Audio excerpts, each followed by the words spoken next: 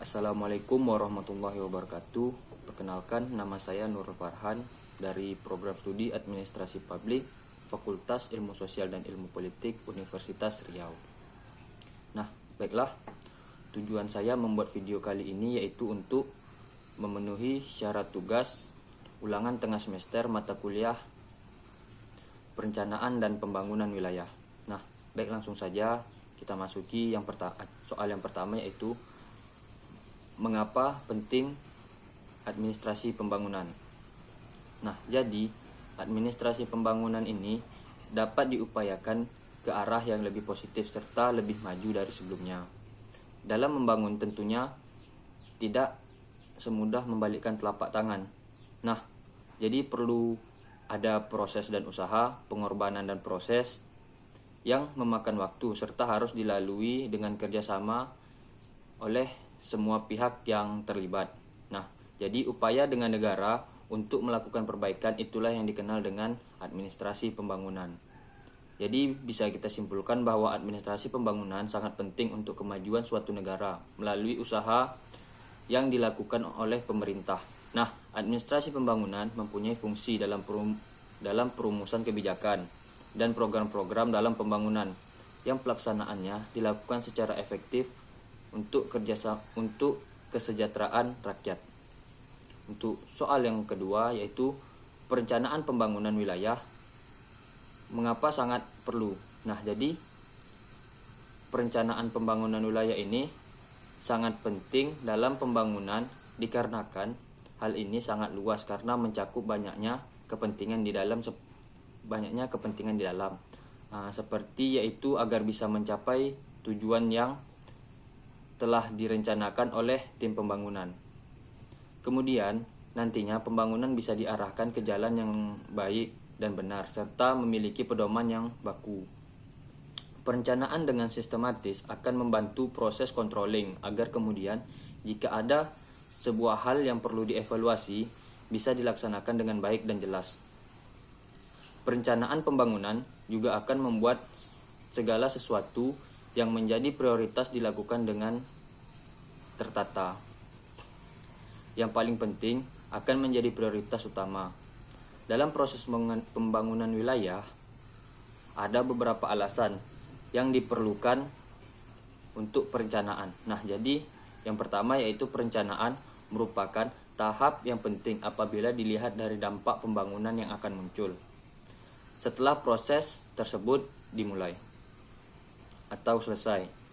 Nah, dampak buruk dari sebuah proses pembangunan seringkali menjadi sesuatu hal yang sulit diperbaiki, mengingat proses tersebut telah melibatkan banyak pihak dalam pelaksanaannya. Untuk itu, proses perencanaan pembangunan yang tepat diperlukan sehingga berdampak pada pembangunan tersebut. Untuk yang kedua yaitu proses pembangunan yang dilakukan tentu saja memiliki keterbatasan waktu pelaksanaan, biaya serta cukup ruang untuk pelaksanaannya. Nah, tanpa adanya perencanaan pembangunan yang akurat, pembangunan mungkin dilakukan dalam kurun waktu yang cukup lama meskipun sebenarnya pelaksanaan yang dapat diselesaikan dalam waktu yang singkat. Jadi kesimpulan yang bisa kita ambil yaitu perencanaan pembangunan wilayah akan terlaksana dengan baik dan terarah apabila diawali dengan perencanaan yang matang dan memperhatikan aspek konstitusinya. Perencanaan juga dapat berperan sebagai tolak ukur keberhasilan pelaksanaan pembangunan sehingga proses pembangunan yang dilakukan dapat dimonitor dari pihak-pihak terkait, tidak terkecuali masyarakat luas. Nah, perencanaan yang lebih menyeluruh, terarah dan terpadu diperlukan untuk menjamin laju perkembangan di Indonesia dalam mencapai suatu masyarakat yang adil, sejahtera, dan makmur. Nah, kita masuki soal yang ketiga yaitu apa outcomes yang ingin dicapai. Nah, jadi dengan melihat perkembangan pembangunan hingga saat ini, terdapat fakta yang menunjukkan bahwa tidak ada negara di dunia ini yang mementingkan peranan pemerintah. Jadi, outcomes yang ingin kita capai yaitu yang pertama, mendukung koordinasi antar pelaku pembangunan.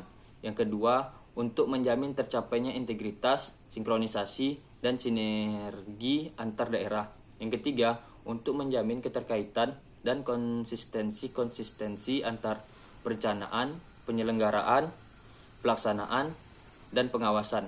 Dan yang terakhir yaitu untuk mengoptimalkan partisipasi dan peran masyarakat dalam perencanaan, serta untuk menjamin tercapainya penggunaan sumber daya secara efektif, efisien, dan lain-lainnya. Dan juga sasaran yang ingin dicapai dalam pembangunan nasional adalah untuk menciptakan kehidupan masyarakat Indonesia yang lebih makmur dan sejahtera, lahir maupun batin. Dan dalam pembangunan nasional ada 3 acuan penting yang akan dibangun, yaitu stabilitas nasional, pertumbuhan ekonomi, serta pemerataan. Dan soal yang terakhirnya ini, deskripsikan contoh negara atau daerah yang berhasil.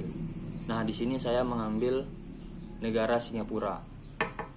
Karena negara Singapura merupakan salah satu negara maju di kawasan Asia Tenggara dan satu-satunya negara yang tidak memiliki hasil tambang.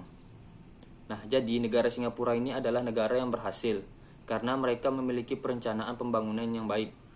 Perencanaan pembangunan di negara Singapura bertujuan untuk mengoptimalkan penggunaan tanah negara yang langka serta sumber daya bagi kebutuhan yang beragam, baik regenerasi sekarang maupun masa depan warga. Nah, ini melibatkan mengalokasikan lahan untuk bersaing penggunaan seperti perumahan, perdagangan, industri, rekreasi, transportasi, dan pertahanan, serta menentukan intensitas pengembangan untuk berbagai lokasi. Nah, jadi perencanaan di negara Singapura adalah fungsi pemerintah yang sangat terpusat dengan Urban Redevelopment Authority atau sering disingkat dengan URA. Nah, menjadi badan perencanaan otoritas nasional yang ditunjuk oleh negara Singapura. URA adalah lembaga utama yang bertanggung jawab untuk melaksanakan Undang-Undang Perencanaan Kota Singapura yang bersama-sama dengan undang-undang perusahaannya. Meletakkan aturan anak hukum yang mengatur proses perencanaan pemerkotaan dan sistem pengendalian pembangunan. Meskipun ada badan-badan pemerintah yang terlibat dalam pembangunan perkotaan seperti Dewan Pembangunan Perumahan dan GTC Corporation. URA yang menyiapkan perencanaan konsep dan rencana induk, 2 rencana yang paling berpengaruh yang memadukan perkembangan fisik Singapura. Singapura memiliki sistem ekonomi pasar berorientasi perdagangan yang maju. Ekonomi Singapura merupakan salah satu yang paling terbuka di dunia. Korupsi terendah ke-7 dan paling pro bisnis, dengan pajak rendah serta memiliki PDB per kapita tertinggi nomor 3 di dunia. Baiklah, mungkin cukup sekian yang dapat saya sampaikan. Lebih dari kurangnya saya mohon dimaafkan. Saya akhiri, billahi taufiq wal hidayah. Wassalamualaikum warahmatullahi wabarakatuh.